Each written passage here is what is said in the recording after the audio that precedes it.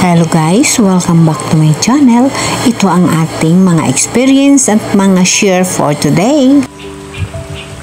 So lahat tayo guys, nagkakaroon ng sakit, ngunit hindi natin minsan matatanggap na mayroon tayong sakit, kaya lalo tayong nagkakasakit, lalo tayong nagka-stress. Ang dapat natin gagawin pag mayroon tayong sakit, dapat natin tanggapin na maluwag sa puso at hahanap tayo ng paraan kung paano tayo gumaling at kung paano ito labanan. Yun ang the best na ating gagawin sa buhay.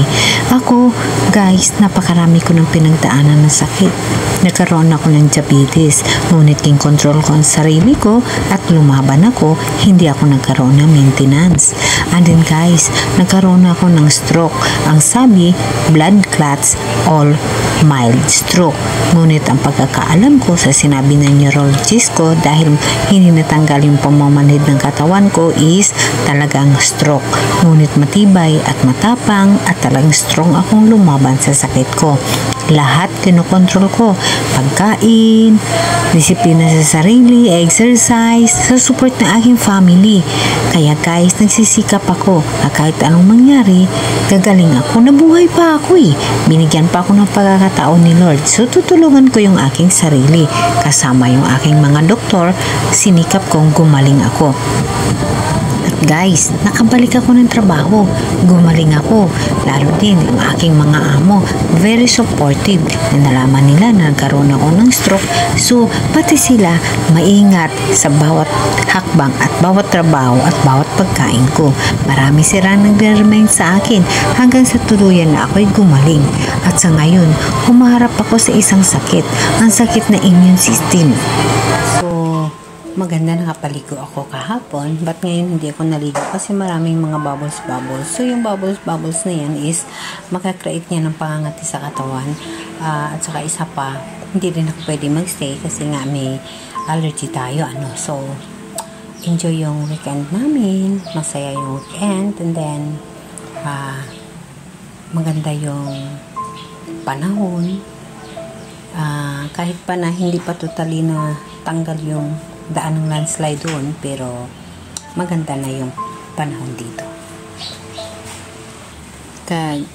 Sa pag-aaral ko sa aking mga pagkain, lalo na sa coffee, black coffee is okay sa akin. And then itong chocolate, hindi talaga ako nagra-rashes, pero pag mag-inom ako ng mga 3-in-1 na coffee, nagra-rashes ako agad. So yun tayo ng ating gamot para sa ating maintenance sa high blood natin. So hindi na maintain yung baby natin yung vitamin D ko, losartan, and then vitamin B. At ang breakfast natin kanina is yung Skyflex na 2 balot and then 3 saba. At ngayon nagko-coffee ako, yung chocolate coffee, para feel ko mabubusog ako at maging okay yung pakiramdam. Laban lang, laban. Sa mga nagtatanong pala sa akin kung anong dapat ipapakain sa bagong labas sa ospital na stroke, so kailangan walang mantika, walang mantika. So, sa nagtatanong sa akin dyan na ang mama niya ay bagong labas sa ospital at na-stroke, kung anong ginawa ko, though 3 months there na ang ginagamit ko, ang kinakain ko is nilagang itlog at saka gatas at saka Skyflex. Yun lang ang binabalik-balik ko na kakainin sa umaga. Sometimes nag-noodles ako, pero tinatanggalan ko ng mga spices. Ginabawasan ko siya. Kailangan hindi maalat, walang mantika. Yan dapat natin tandaan. Yung pang breakfast para sigurado, egg, tanggalan mo ng yellow egg, yung white lang na nilaga, and then Skyflex and gatas kung wala lang naman siyang allergy.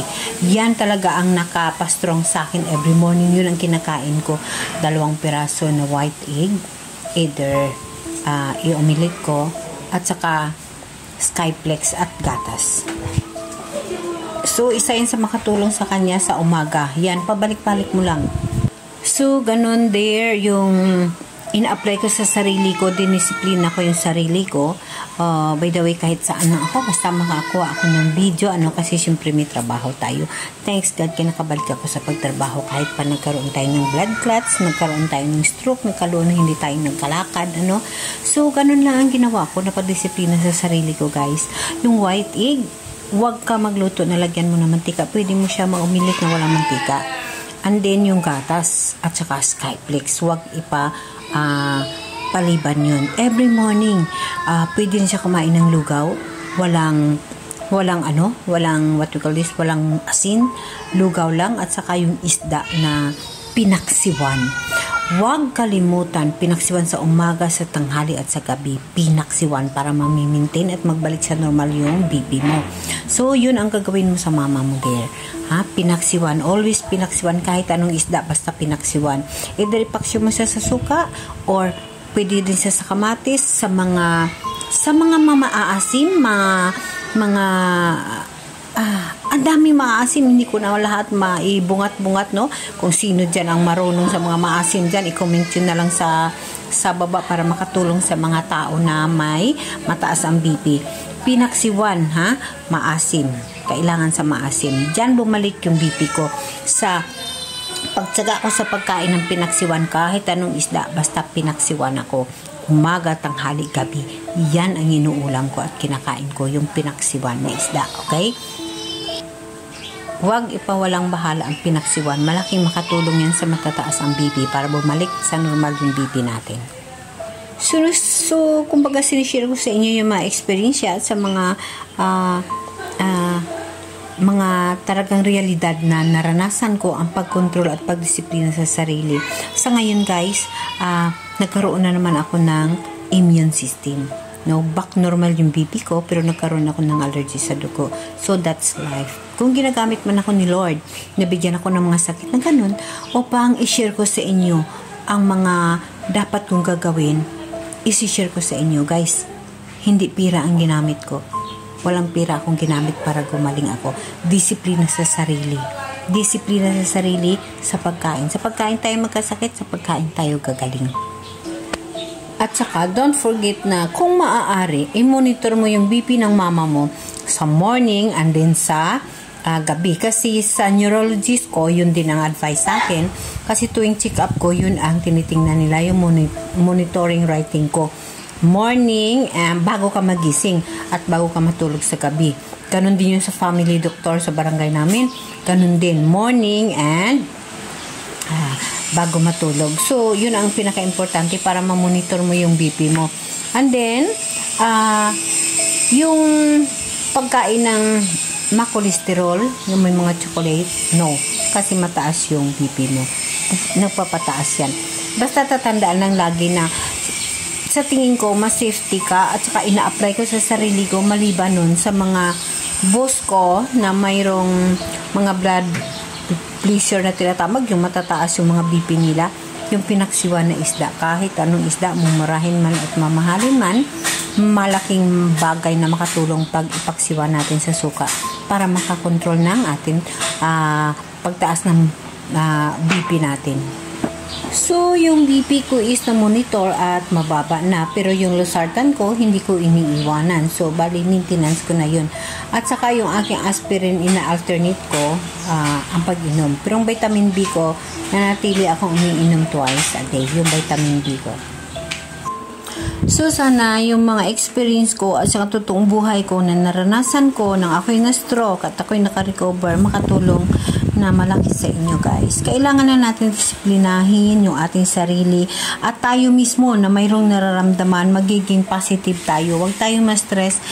Alam na natin mayroon ng problema sa paligid natin, sa mga anak natin, sa lahat sa paligid natin, mayroon na So, gusto pa nating mabuhay. Tutulungan natin sarili natin. Huwag ka ma-stress at laging tatandaan, nandyan si Lord sa atin.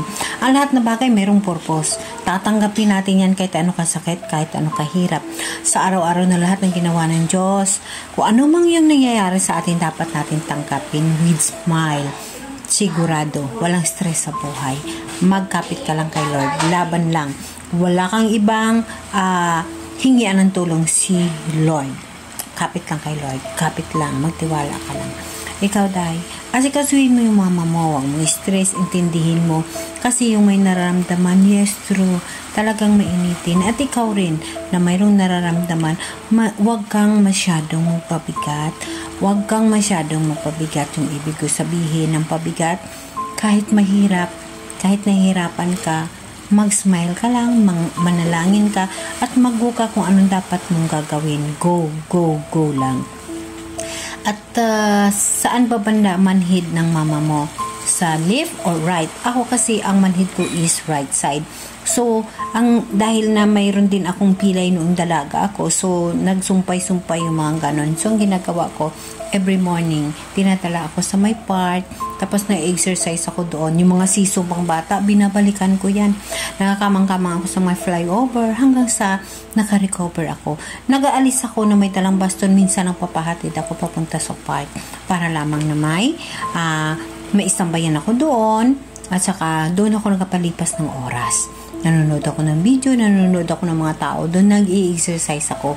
Maraming mga bata doon, yun ang nagiging kaibigan ko hanggang sa naka-recover ako.